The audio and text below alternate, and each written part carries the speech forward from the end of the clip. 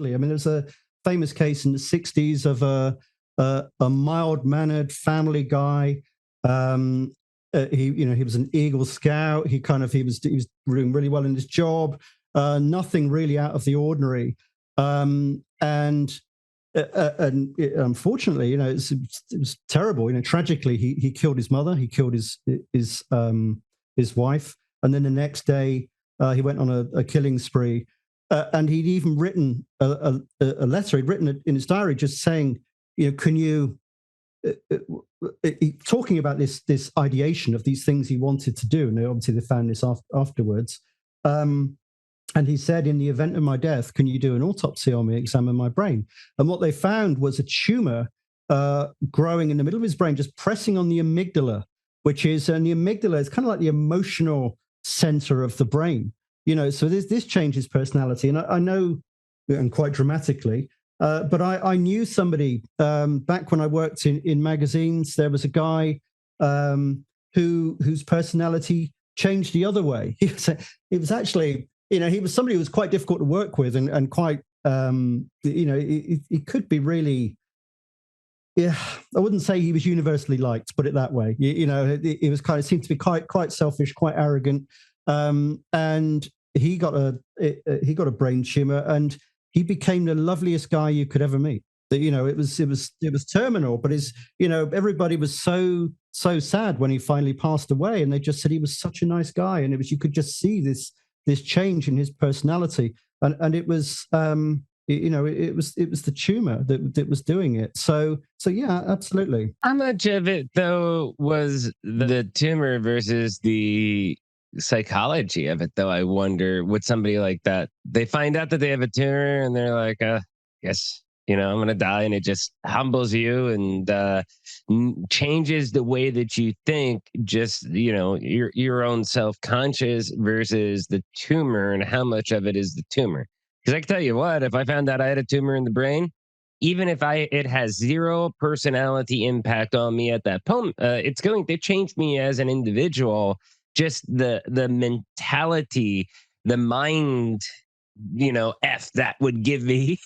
People get what I'm trying to say there, like just that impact alone. And before the tumor even has a chance to impact my mind. So could there have been some of that going on as well too? Is it a little of both? What do you think? Well, we'll never know. And it was this wasn't a scientific study, so there would have there was no autopsy.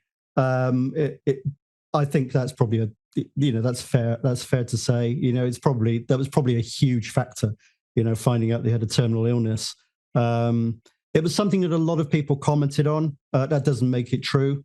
And it's you're absolutely right. It's anecdotal evidence. I want to make sure my funeral is not empty. I mean, I think that's the mentality a lot of people would take. If they found out what he found out, then it's probably a mix of both. But with the first person that you explained, the quote unquote Eagle Scout, up until the brain injury, I mean, that kind of sounds to me like the people out here that we find that have CTE. For people that don't know, do you know what CTE is? Okay. So people that get chronic head injuries, concussions, stuff like that, basically over time, I guess it scars the brain or something like that. It's part of the reason why American football is so dangerous, boxing, stuff like that, and why some of the football players over past history, American football, again, for people listening overseas, but not football as in what Americans call soccer, but with, the NFL, with, our famous Philadelphia Eagles. But these head injuries would call over time getting hit and hit and hit in the head. That's why they take concussions so seriously now in the NFL. I mean, if you see a player get a hit to the head, I mean, it's penalty, you can be ejected for it. They also take the player that was hit, out of the game as a precaution, at least until they've been examined. But if they're stumbling, stuff like that. Whereas, 10 years ago, it'd be like, okay, you're up now, get back in the huddle, go do your job. They take a totally another approach to it because so many players have gone off the deep end. And it's not just something that happens in football. I mean, you have, people from different sports. I believe, I don't want to say the name, but there is a wrestler that went out and committed a tragedy. I believe they determined that he was potentially with CTE, and there's no way to kind of diagnose it right now. You can only diagnose it through an autopsy, as far as they know. That like they can detect, like, hey, these people, off themselves, or their families, or did a violent act, or have been acting outrageous, and it led to their demise and death, whatever it may be, just outlandish behavior. And then they study the brains afterwards, and they found out that it's due to this thing called CTE.